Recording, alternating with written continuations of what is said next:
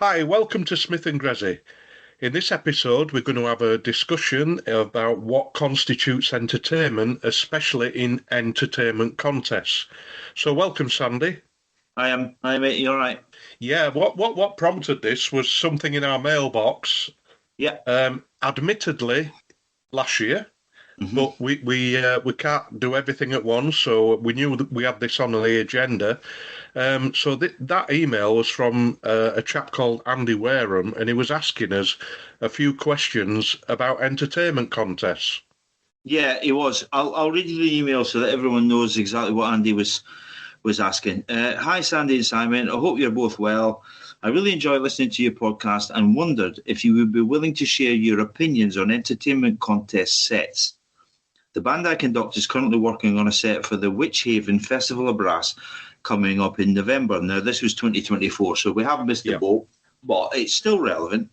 Uh, with Brass in Concert coming up later in November, he carries on saying, I would really be interested to get both of your respective opinions on what you think makes a good set at an entertainment contest. Additionally, what are your views on the use of multimedia and extras outside of the music as part of an entertainment set performance?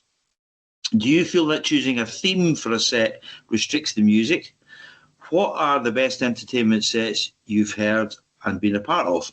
Many thanks to you both and best wishes with your podcast and music making, Andy. So there's a lot of stuff in there to yeah, unravel, but we thought we'd just have a general look at entertainment contests yeah, and try and answer, in our opinions, where things are, where they've been, yeah. um, and just So, address the points that you made. so Sandy, let's give the listeners a little bit of an overview about how these entertainment contests came about, and they've not been around that long, actually. No, some people will say it's a lifetime Yeah, away, but it's probably our yeah, lifetime. yeah, it's probably before we really got involved in bands. So one of the early developments was through Bram Gay, who initiated this Granada Band of the Year contest back in 1971. So it was basically a new format. Instead of a test piece, bands would go on and play about half an hour, maybe slightly less, bit of music. It was run by Granada Television in the northwest of England, Manchester. And it was based, they used to have it initially at the Bull Ring in Bellevue, where they had the British Open. Yeah, I think Granada was round about May time.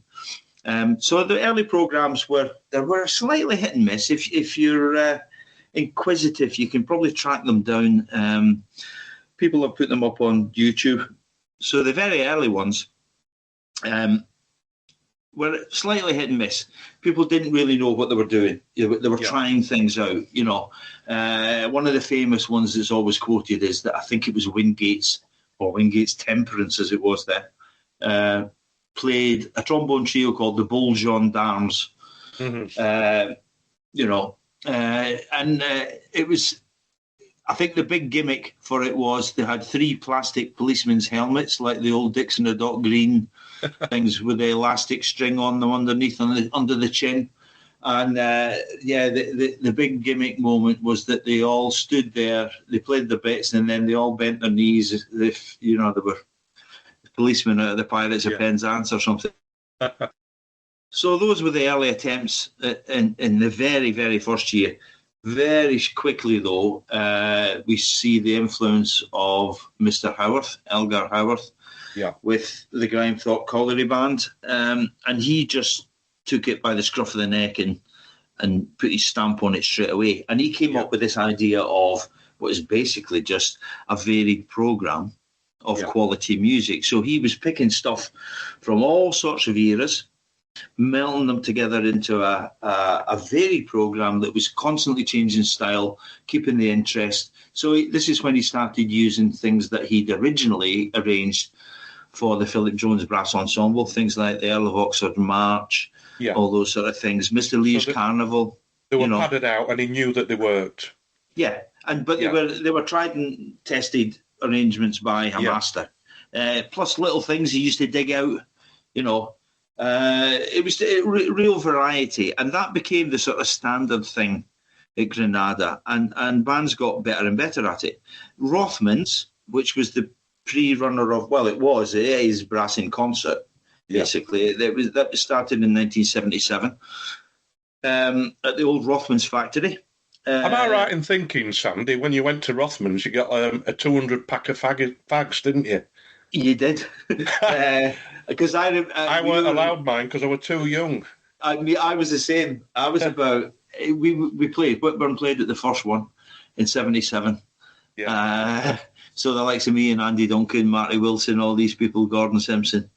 That was the famous one where there was 12 bands in it. We had drawn number 5. Grimethorpe had drawn number 4. I think Fred Partlett had them. And their finale was the last 2 or 3 pieces were Mr. Lear's Carnival, Baba Yaga, and the Great Gate of Kiev. Oh, wow. And we're stood behind the curtain, maybe 20 feet away, ready to go on. And we're sort of quaking in our boots because they're bashing 7 bells at a big Great Gate of Kiev. That was their finale. Our finale was Hootenanny. So needless to say, we got our comeuppance. There was 12 bands. They finished first, and we finished 12th. So there you go. But it was an experience, and straight away, even bands like Whitburn sort of cottoned on and thought, right, okay, we have to be a bit more savvy than this. But that was the heyday. After that, in the late 70s into the 80s, the heyday of obviously Mr. Howarth. He sort of taken a back seat. He was still around. He was still influenced things an awful lot. But you've got brilliant arrangers like Ray Farr, Denzel Stevens, Keith Wilkinson at Goss. Denzel Stevens was at Corey. Ray Farr, and of course the wonderful Howard Snell. Who had Desford and then Foden's, both together. And I was lucky enough. I think it was '84. I helped Foden's out on a sort of last minute the week before thing. Played at Rothmans, played all this new music of his, just helping out because there was an issue with the horn player at Foden's, and that was brilliant. Dyke, I was at Dyke at the time. Dyke never went to the contest. No. They always got an invite to Granada and Rothmans. Every year we got an invite, and every year we said no. And it was probably quite a canny move from Dyke because at the time, Ray Farr at Grimy and Yorkshire Imps, these people, Keith Wilkinson, Howard Snell especially, Denzel Stevens, they were all coming up with some absolutely cracking stuff at the time. And Dyke didn't have Dyke were more, I don't know, they had their own thing. They had their own identity. They did. And they were quite happy with that. They didn't want to, they were winning major contests on a very, very regular basis through the 70s and 80s. And they thought it was too risky. But I always used to go to Granada and to Spennymoor, as Rothmans became, to have a listen and take a note of all the programmes and everything else because I had a real interest in what was going on. So through the years, these programmes of what was basically just varied quality music, relying on good source material, and some original stuff as well. Great solos. Brilliant soloists. The Pete Roberts of the world, Alan Morrison, Bob Childs. Alan Wycherley, do you remember that? I went that one with Walter Hargreaves. Kevin Bolton took me to Fairies that year to watch the rehearsal and then go and watch them at Granada. And I was terrified. He was only about 4'6" or something. No, he wasn't. He was very small, but he was a real. I don't think he introduced me to him. I can't remember.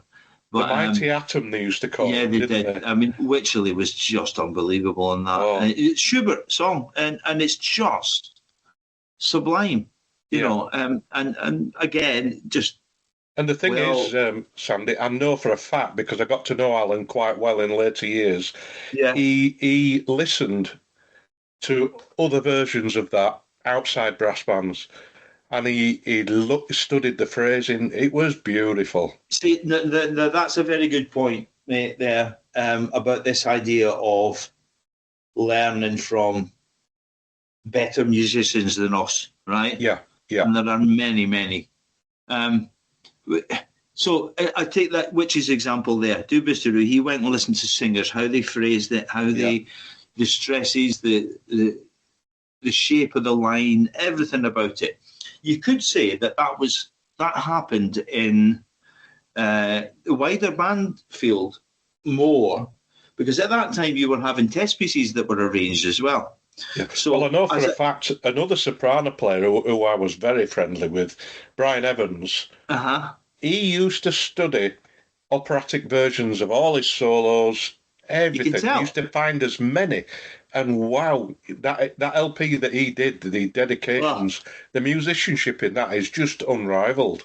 You can tell, right? Yeah. So you can tell. So a good example of the idea of learning from better musicians than yourself.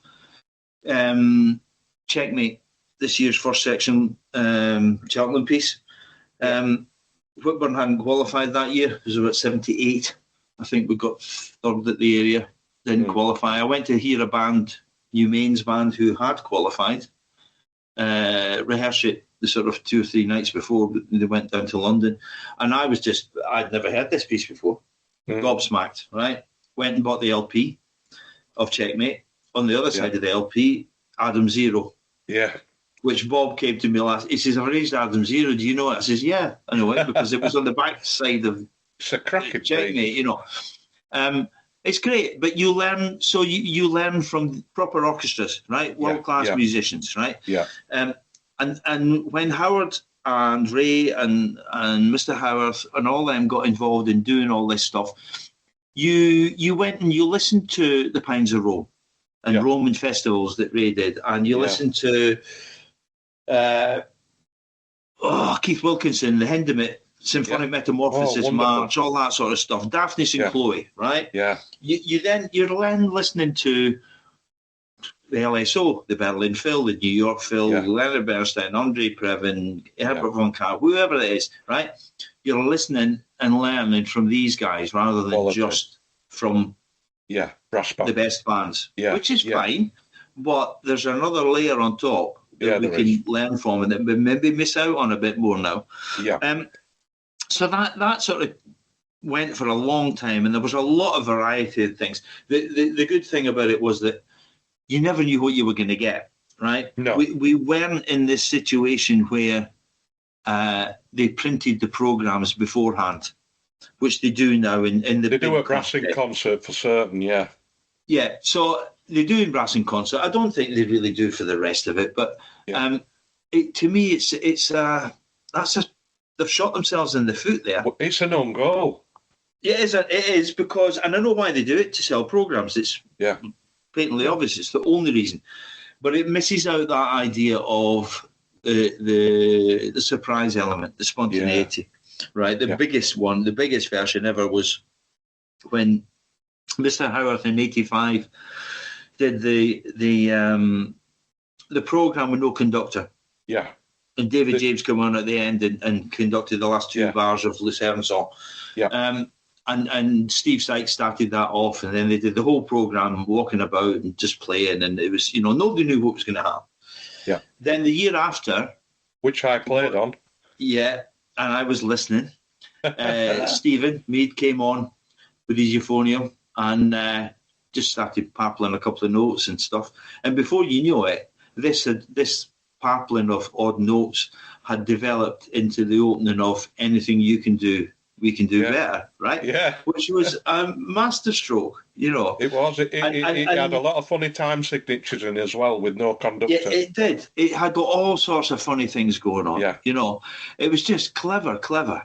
There were references to Grimey's programme previous year in that number.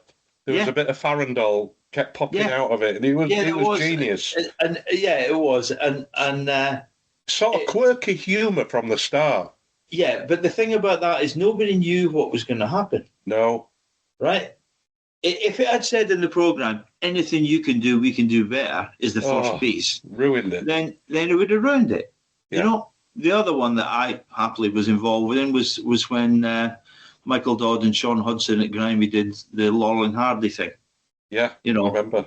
and that just, they were ripping the chairs up when they came on dressed as Laurel and Hardy. Yeah, But if that had been printed in the programme and these two had disappeared the piece and come back before, as yeah, yeah, then you lose the element of surprise, you which do. has gone. But Yeah, there was just generally anything went, and there was hits and misses. yeah, There was a lot of stuff. People always complain about swing music, big band music, whatever you want to yeah, call it, and they say, oh, the arrangements don't work. Well, a lot of the times it's not the arrangements that don't work, it's the style they're played in, yeah. right?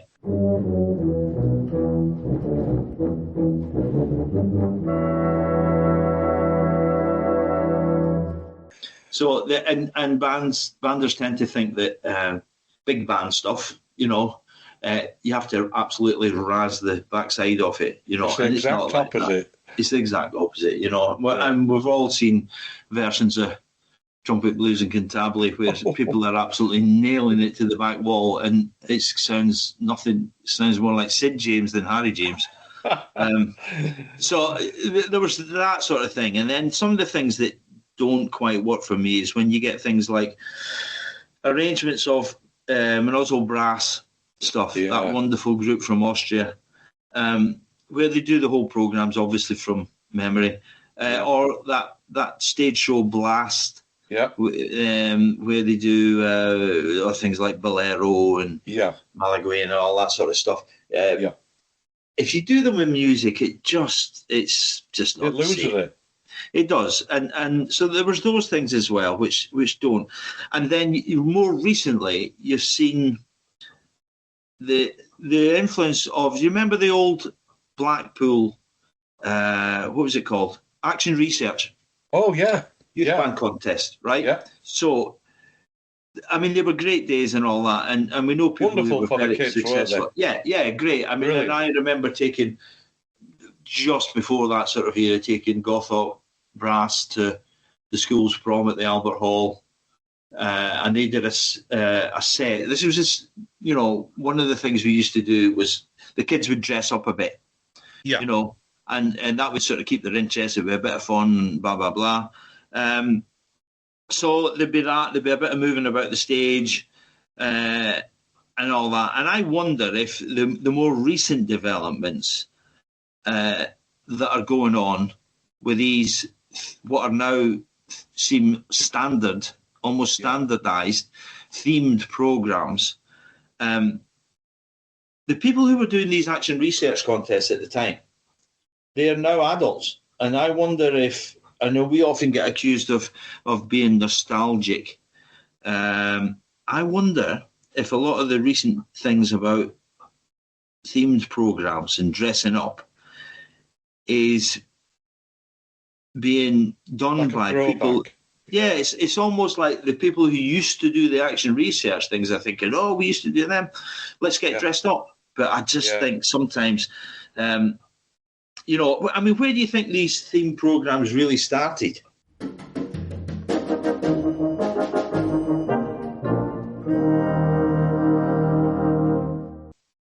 I can remember exactly, Sandy, and it was not to do with an entertainment contest. It was purely YBS were doing the gala concert, the European, in 1997, and we came Right. up with Cry of the Celts, Okay. which is actually Lord of the Dance, the Michael Flatley number.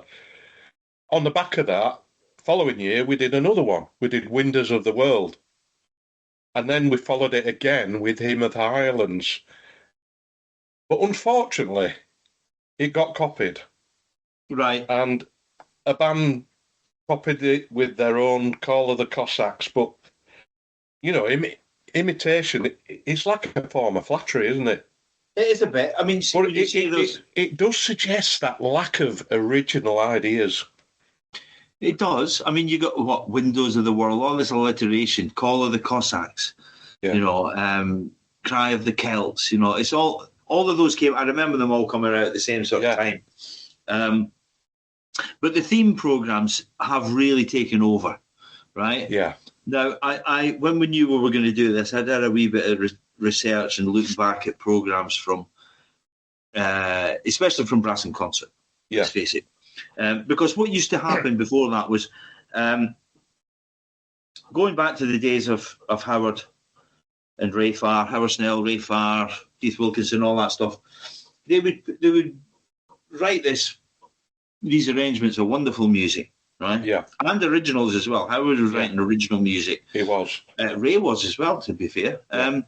And bands wanted to play that stuff. Yeah. Right? But you think about how good a band you would need to play Daphnis and Chloe. Oh. or even, Firebird. That magnificent arrangement that Ray did of Firebird, right? Yeah, yeah. It takes a bit of playing, right? Does. So when it came to these themed programs, people started. To me, there are two sort of things. There are where they have a sort of spurious theme title, and then things are shoehorned in, right, to fit the theme. And we all know this happens because we speak to people, right? Yeah, I'll tell you what. I was speaking to a friend the other week, and they did a program that was about water and lakes and all this. Right. And this is a true story. And basically, they picked another piece. I can't remember what it was. And one quip came from the band. Well, where does that fit into that theme? Oh, well, it begins with an S, same as the theme's title. Right. Well, here we go. I went through these themed programs. So to me, there are two. There's themed programs which have some sort of spurious theme, mostly. Yeah. And then there are story programs. So these ones with themes, right? Here's a few examples, right, of the names of themed programs.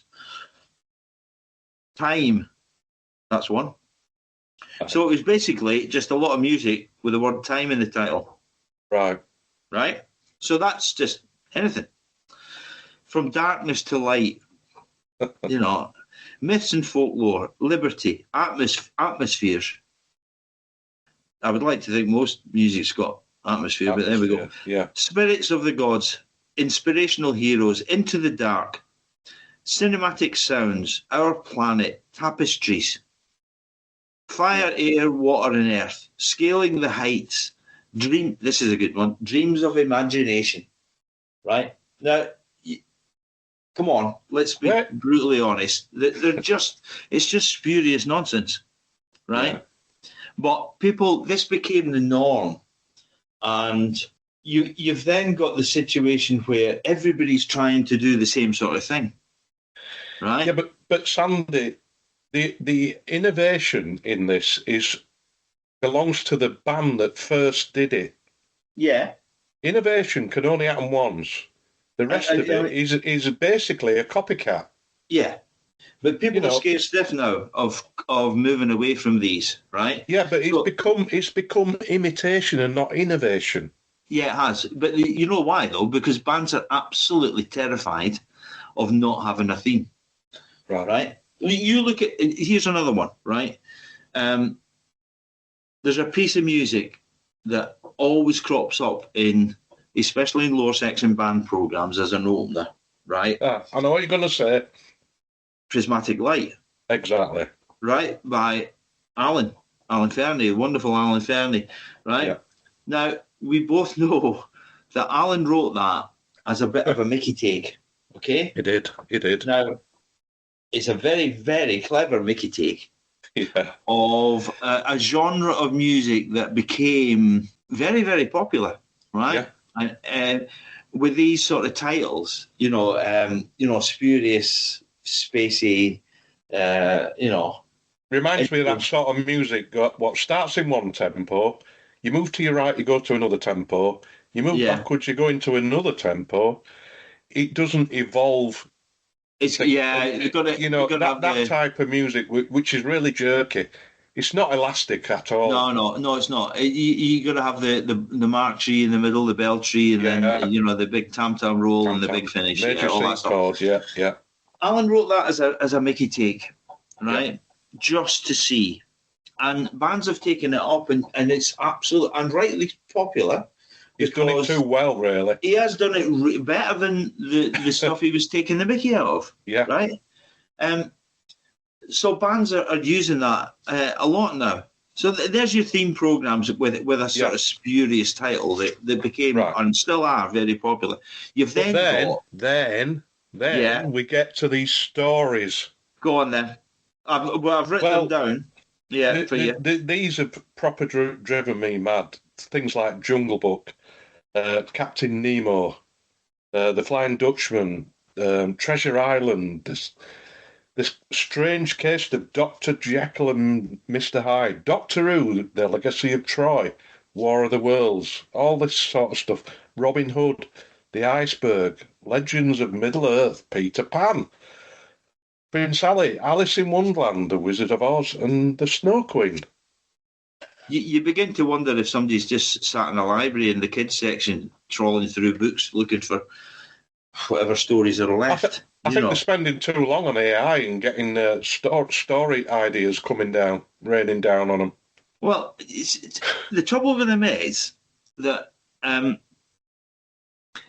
it's less. These are far less about the quality of the music than they are about the theme or the story, right? Yeah. And I know why people. Oh well, we're trying to get a new audience, blah blah blah, and if we talk about Treasure Island or Robin Hood or something, that then people will know what we're on about, But the music is taking a nosedive for me.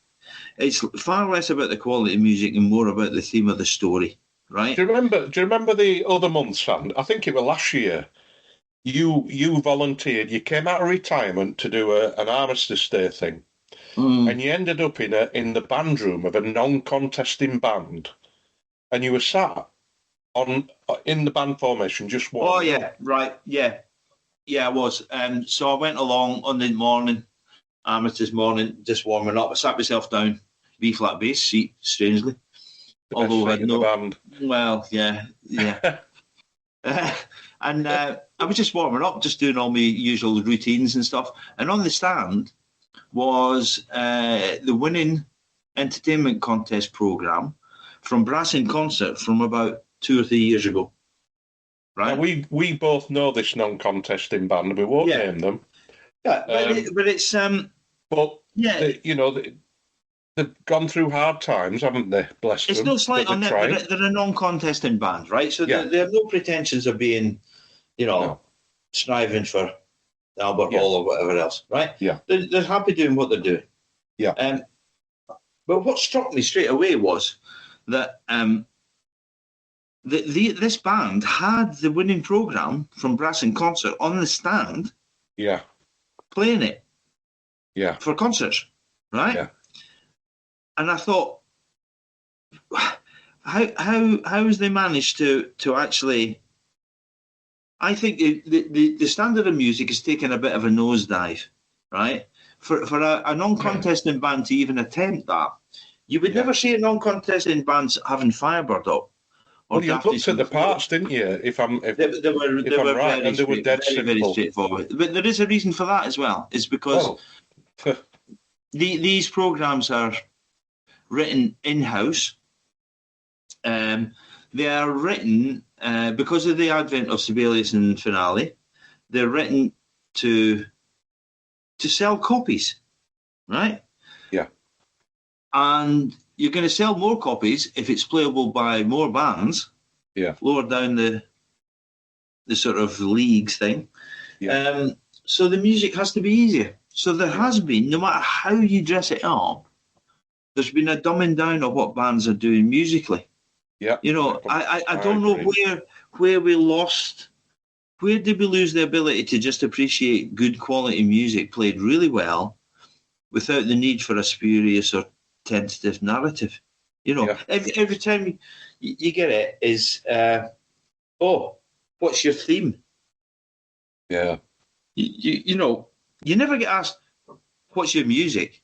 Yeah. What music? Well, we've got this brilliant piece that's been written by somebody, or we've got this great, arrangement that's been done of Shostakovich or something, really good source material stuff.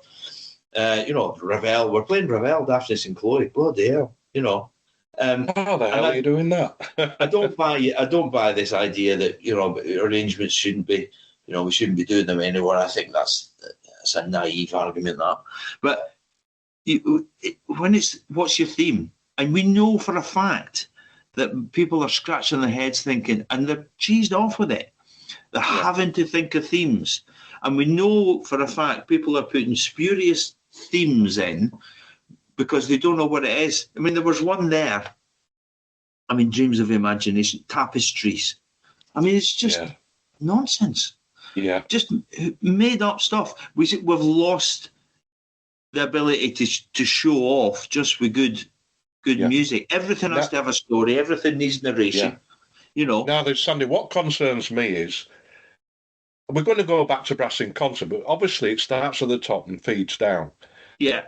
Because of the copyright restrictions at Brass in Concert, rather than finding something in a library which is a really good sourced material, they're getting somebody to write something.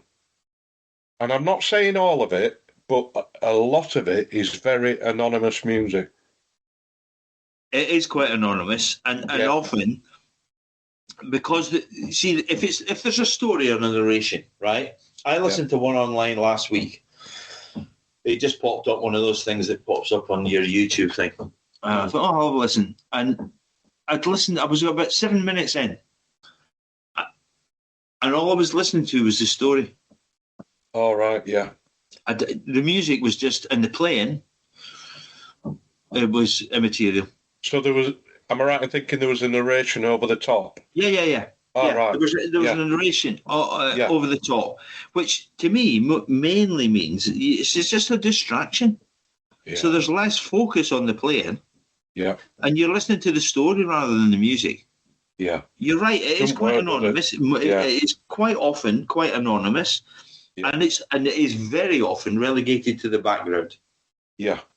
So you're supposed to be, taken in with this.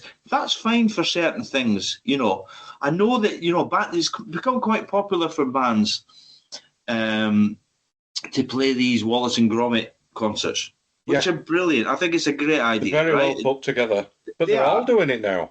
They are all doing it, so that's another copy thing. But I can understand why, because it's. Kids know Wallace and Gromit. Everybody knows Wallace and Gromit, right? Yeah. And you go and hear, it's a bit like these orchestras playing the live soundtrack to Gladiator or Star Wars or whatever, along with the film, Yeah. It's fine. And it is certainly of a use for bands to gain audiences and do that sort of thing. Well, as far as I see that, Sandy, that is a collaboration between a cracking film and live music. And that is one thing, but we're specifically talking about entertainment contests. We're talking about what you're saying is that some of these things take your focus off the music, the playing, which is the most important part. I think so, and I think there is a certain amount of I don't want to call it dumbing down, but it has been dumbed down.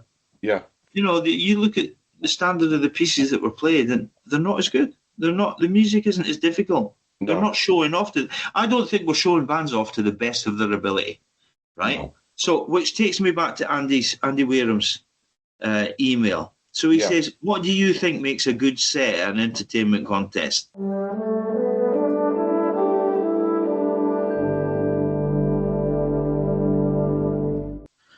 I think what we need to do is just have a serious look at returning to playing more difficult material.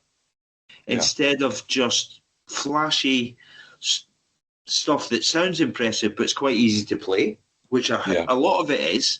I think we need to get back to playing better quality music. Yeah. I think that people are, this is the trouble a lot of the times with bands is people say one thing in public or online and say a totally different thing in private when you speak to them. Depending on who you speak to. And I think there's a lot of people cheesed off with this sort of stuff at the minute. Well, I think I would just like to say, get back to playing decent stuff. Another bit of Andy's email is, what are your views on the use of multimedia and extras outside of the music as part of an entertainment set performance? So he's talking about the use of the big screen, which again they've tried to sort of curtail that because it's a distraction. Yeah. You know, and are you seriously going to take that to your local village hall and do it to the success that you would, or are bands going to be expected to, you know, the stuff that they're using at the likes of the Sage and these places, you know, and often it's just a PowerPoint thing. Lighting effects, smoke effects sometimes, you know. Yeah. It's more often a distraction than an enhancement. And this is coming from the guy who did Tubular Bells, where we had a big screen, lights, all that. Different sort of thing. Yeah, but we had a different... That Tubular Bells was a hugely different audience. It was. You were lucky if a brass band had turned up. Yeah, exactly. And we had that. And then we did the prog rock stuff, which was... Yeah. We had some smoke effects and all that. And we had all this prog rock stuff, which lends itself. The music lends it. It was never, you know, supposed to be an entertainment contest pieces. They were just like... It was just a zany, silly thing to do. You know, Tubular Brass is 45 minutes long, for God's sake. You know. Yeah. So I think we need to go. You can use them, but just be very careful about some of that. So you look at these theme programs that are basically easy enough for a lot of bands to play. Hence, you can sell them, right? Yeah. You contrast that with the attitude of Howard Snell, who, and I've got this article as well. He was asked about his arrangements. I remember this. And he says, you know, a lot of bands, you know, they're saying that the pieces are very hard and stuff. And he says, well, bands know what they're getting when they buy my arrangements. They're done for Desford and Foden's. So he was basically saying... incredible bands at that time and still out, you know. But he was basically saying, I'm not writing it for everybody. I'm writing it for my bands. I'm writing it to give them music that's exciting, that's... and it fitted, a lot of times, it fitted the personnel in that band. Yeah, it did. But, I mean, they were two mega bands, right? Oh, they were.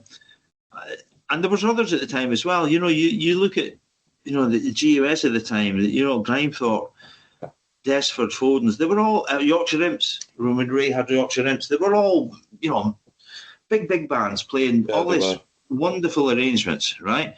Yeah. I think that if the music played at entertainment contests is too easy and superficial, then it's a missed opportunity to improve the standard of the band.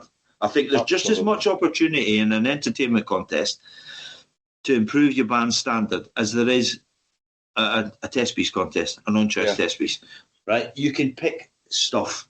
I just think that if the overall thing I would look to do, if you're really looking for innovation, right? Proper innovation, get the shackles off and get rid of the limitations of the themed program. Yeah.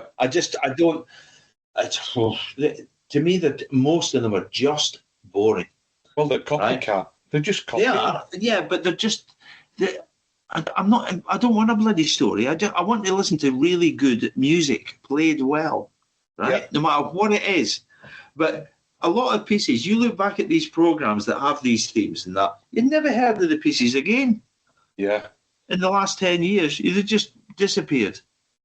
Played you know, once, one of my favourite memories, and I always have a little smile on my face when I think about it, was I went to listen to brass in concert, and again, I didn't have a programme, so I didn't know what were coming. Glyn Williams with Foden's, I think Gary were conducting, did that thing where he plays all them instruments. Yeah. Including a kitchen sink. Yeah. Absolute brilliant entertainment all the way. Yeah. You know, and then, do you remember Howard with Duet for Two Cats? I mean, there's so many. Yeah, Christine's and Martin Winter. Yeah, and Mr. Sandman. That was great. But, so here's going back to Duet for Two Cats, right? Yeah. Martin Winter and Christine's played that, and they acted. Yes, they did, right? And it's two cats having a A spat. Not a fallout, a spat. Yeah, right. Yeah. Okay. And there's different effects, and they acted the part. They didn't get dressed up. No, they Right. didn't. The No. audience were clever. The audience were treated with respect, in as much as they didn't have to get dressed up as bloody cats to say it's two cats. Look, there's one with a tail, and I there's put a another big one with sign some up. ears. You know, Have you and all all that. noticed? These are in cat costumes. Yeah. So they didn't need it. No. They just played the music, and it's clever music as It well, is. right? Yeah. And that was enough, Yeah. right? This is what we need to get back to. I would, if you really want to be innovative, open the whole thing up again and just play a varied, balanced program of the best quality music you have, either original Absolutely. or well arranged, anything at all. Find your own balance, right? It doesn't have to look back nostalgically to what some might call the heyday of the entertainment contest. Maybe we haven't had the heyday yet. Right? I don't think we have. We've got to improve what we're offering by releasing the shackles and limitations of themed programs. I think it's a sad indication when hear people say, "Oh yeah, you're going to such and such. What's your theme?" It's because we know that these themes are made up, right? Yeah. And people are just dreams of imagination. It's just and that's just an example. There are loads and loads of them. Open it up again. Play a balanced stuff. Raid your library. Find some hidden gems. This is why I don't understand why a lot of bands don't raid their library. Right? There's It doesn't have to be something. A lot of them. Doesn't have to be something new, or Yeah. newly arranged, or newly composed. Raid your library. There are tons and tons of good music in all libraries. Tons of crap as well. Yeah. But at the minute, bands don't take a chance. And unless it's being signposted and played to them or at them by a name band, the very few people have the imagination, conductors, or if there are players in the band interested in getting involved in helping making the programs up, have a look in your library. There might be pieces that haven't been out the cupboard for a long time that could do with dusting down. You might find some manuscript stuff that somebody's done and never tried. I remember, Sandy, when I was trying to come up with a program and I asked for your help. And the first thing you said to me, send me your library. Yeah. And we did. And we built that program together from that library. It doesn't have to cost bands anything. No. Right? So you're not talking about... Yeah. It won as well. So you're not talking about having to commission a load of new pieces. No. Just have a look in your library. You will be amazed at what's there. Yeah. Right? I would be absolutely astonished if almost all bands don't have some hidden gem pieces that they've never played for ages, or they don't realise how good they are. Just raid your library. Surprise the listener, right? Yeah. Don't just follow like sheep, copying what's already been done. But this is the problem, right? And people will say things like, well, let's have a look at what won last year. It was Wind in the Willows, or whatever. I'm just picking a story at the top of my head. All right, so it's book theme. So let's have a look at other children's books. The reason those things are winning, the reason theme programs are winning at the moment is because every bugger's playing them. Yeah. Right? There's no alternative, is there? Well, so if you've got 12 bands all playing theme programs, a theme program's going to win. Yeah. Right? So then that is perpetuating this myth that, it's got to be a theme program. Yep. All the top three bands all played theme programs last year. Well, yeah, because nobody played anything different. Nobody had the chutzpah to actually break the mold and just play music. Yeah. I don't understand. I just think that, again, as usual, bands are doing themselves a disservice. We have wonderful, wonderful music, right? Yeah. Some of it original, some of it arranged, right? And there seems to be, again, this idea that original music is good, arranged music is bad. It's not the case. There's some crap No, it's a lot of arrangements rubbish. and there's some crap original stuff as well. And at the Yeah, moment, there's too much of the latter and not yeah. enough good stuff that shows that we can actually play real music and not just something that's written by, your second baritone player in his or her back bedroom The on overriding Sibelius. thing I think about whenever I'm involved in an entertainment contest is one, the player's enjoyment, two, the listener's enjoyment, Yeah. and hopefully that leads to the adjudicator's enjoyment. And Yeah. you can only do that with originality, not following like sheep and imitating a I set format. I think just overall, it's had its day. It has. Everybody's bored of them. Yeah. And So Sandy, Andy's email, which we thank you very much for. yeah, I think we've sort of answered it all based on our opinions. Others may have different opinions, but that's up to them. This is our opinion. Okay, so for this week, Sandy, thanks very much to our listeners. We'll be back very soon. And if you want to send us some emails on this subject or any other subject, please email smithandgrezzy@gmail.com.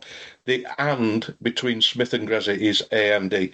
That's the end of this podcast, and we hope you will join us again soon. Thank you.